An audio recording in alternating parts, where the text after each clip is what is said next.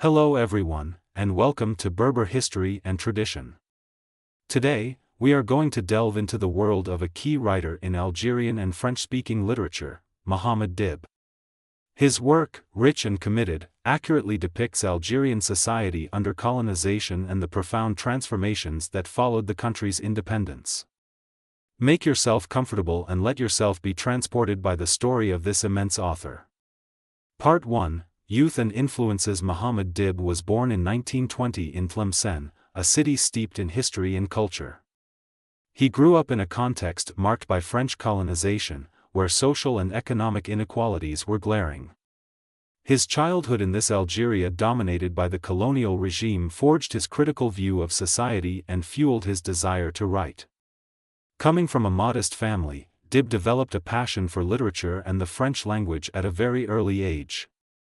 He first worked as a teacher, journalist and interpreter before devoting himself fully to writing. His mastery of French became a powerful tool to tell the story of the suffering and aspirations of the Algerian people. Part 2. The Algerian Trilogy. In the 1950s, Dib published his famous trilogy, La Grande Maison, 1952, L'Incendie, 1954, and Le Métier à Tisser, 1957. These novels, heavily inspired by his own experiences, paint a poignant portrait of colonial Algeria through the eyes of a young boy, Omar. La Grande Maison describes the misery of Algerians under the colonial yoke, highlighting poverty and daily difficulties. L'Incendie addresses the political awareness of Algerians in the face of injustice, announcing the beginnings of the struggle for independence. Le Métier à Tisser shows the repercussions of political upheavals on the Algerian population and identity. These works make Mohammed Dib a privileged witness of his time, capable of transcribing with rare accuracy the suffering and hopes of a people in search of freedom. Part 3. Exile and Literary Renewal. In 1959, while the Algerian War of Independence was in full swing, Mohammed Dib was expelled from Algeria by the French authorities because of his political commitments. He settled in France, where he continued his work as a writer while remaining a close observer of the evolution of his native country. In his post-independence works, such as Que Souvenirs de la Mer, 1962, and La Danse du Roi, 1968, Dib moved away from social realism to explore more complex narrative forms. He incorporated dreams, myths and symbolism to convey the identity crisis and trauma of war.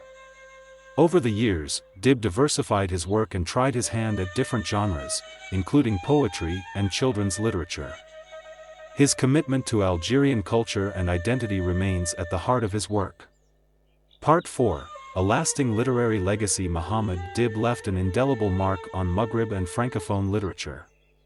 He was awarded many prestigious prizes, including the Grand Prix de la Francophonie from the Académie Française in 1994. His influence is still felt today in many contemporary Algerian authors. He died in 2003 in France, leaving behind an immense body of work, a poignant testimony to the struggles and hopes of the Algerian people. Conclusion. Mohammed Dib was not only a talented novelist, but also a guardian of Algerian memory, a witness to his time and a cultural transmitter. His work continues to inspire and resonate with new generations. Thank you for watching this video to the end. If you like this content, don't forget to like, subscribe and activate the bell so you don't miss our next publications. Also leave us a comment to share your opinion on this great author. See you soon on Berber History and Tradition.